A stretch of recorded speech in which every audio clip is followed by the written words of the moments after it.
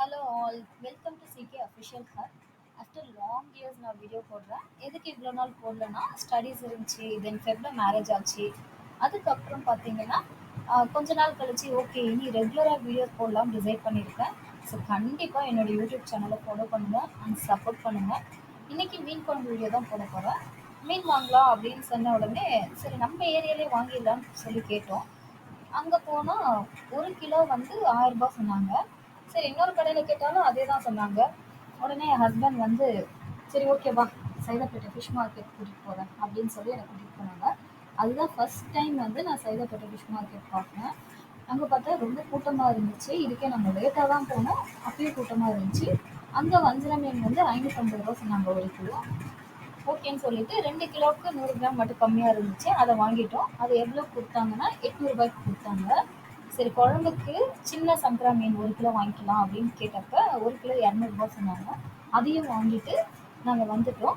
அங்கே ரொம்ப மீன் ஃப்ரெஷ்ஷாக இருந்துச்சு. இப்போ பார்த்தீங்கன்னா என் ஹஸ்பண்ட்க்கு வந்து வஞ்சர மீன் ரொம்ப பிடிக்கும். அதனால வந்து குடு நானே வாஷ் பண்ணி தரேன் அப்படின்னு சொல்லி கொடுத்தாங்க. சரி அதை முடிச்ச உடனே சங்கரா மீனுக்கும் நீ வாஷ் பண்ணி கொடு அப்படின்னு சொல்லும் போது கொஞ்சம் க்ளீன் பண்ணணும் அப்படின்னு சொன்னேன். உடனே வந்து அதெல்லாம் நான் பண்ண மாட்டேன், நீயே அதை க்ளீன் பண்ணிக்கோ அப்படின்னு சொல்லி கொடுத்துட்டாங்க. இப்போ ஃபிஷ் வாஷ் பண்ணி எல்லாமே ரெடி ஆகிடுச்சு. ஆக்சுவலாக மீன் குழம்பு நான் எப்படி வச்சேன்னா எங்கள் அம்மா வைக்கிற ஸ்டைல் மீன் குழம்பு தான் வச்சேன். பிகாஸ் எங்கள் அம்மா வந்து மீன் குழம்பு அவ்வளோ டேஸ்ட்டாக வைப்பாங்க. ஸோ அதே டேஸ்ட்டில் இன்றைக்கி வச்சேன். மீன்வேல் நான் இந்த ஃப்ரைக்கு தேவையான எல்லாமே ரெடி பண்ணி வச்சுட்டேன். இப்போ மீன் குழம்புக்கு தேவையான பொருள்லாம் எடுத்து வச்சுக்கலாம். இப்போ உங்களுக்கு தேவையான அளவு ஆனியன் எடுத்துக்கோங்க. அதை ரஃப்பாக கட் பண்ணி வச்சுக்கோங்க. ரஃப்பாக கட் பண்ணி வச்சுட்ட பிறகு அதை ஜாரில் போட்டு நல்லா ஒன்றும் பாதியமாக அரைச்சி எடுத்துக்கோங்க. அதே மாதிரி பூண்டை வந்து நசுக்கி எடுத்துக்கோங்க.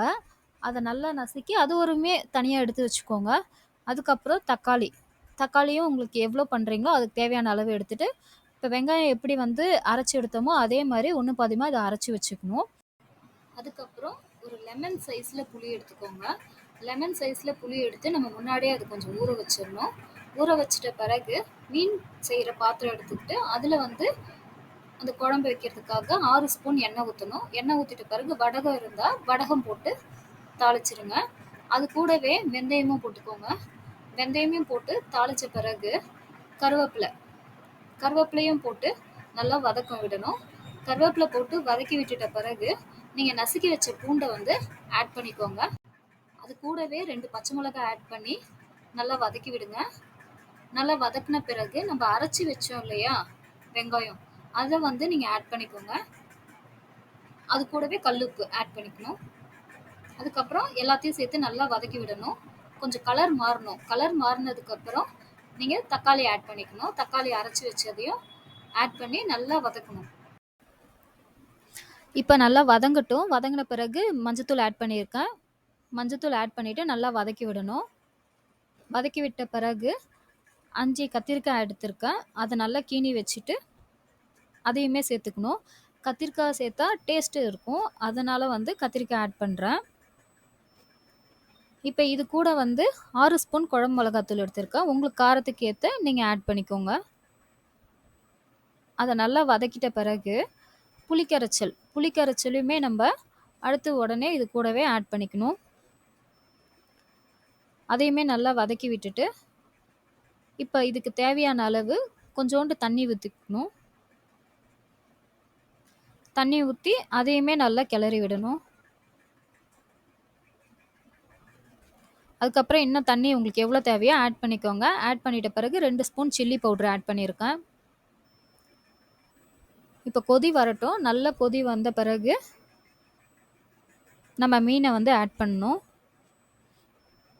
இப்போ கொதி வந்துருச்சு. இப்போ மீன் ஒன்று ஒன்றா ஆட் பண்ணிக்கலாம். ஸோ இதுக்கப்புறம் பார்த்தீங்கன்னா நம்ம ஒரு 5 நிமிஷத்துக்கு மூடி வைக்கணும். மூடி வச்சா நம்ம மீன் குழம்பு ரெடி ஆகிடும். என் மீன் அதிலே வெந்துடும். இப்போ பார்த்தீங்கன்னா நல்லா மீன் வெந்திருக்கு. நான் சைடில் பார்த்தீங்கன்னா ஃப்ரைக்கும் நான் ரெடி பண்ணி போட்டுட்டேன். இப்போ சாப்பாடு ரெடி ஆகிடுச்சு. ஸோ எல்லாருமே வந்து இதே மாதிரி மீன் குழம்பு ட்ரை பண்ணி பாருங்கள். ரொம்ப டேஸ்ட்டாக இருக்கும். கண்டிப்பாக என்னோடய சேனலை சப்போர்ட் பண்ணுங்கள் அண்ட் லைக் பண்ணுங்கள், ஷேர் பண்ணுங்கள், கமெண்ட் பண்ணுங்கள் அண்ட் மறக்காமல் சப்ஸ்கிரைப் பண்ணுங்கள். தேங்க்யூ.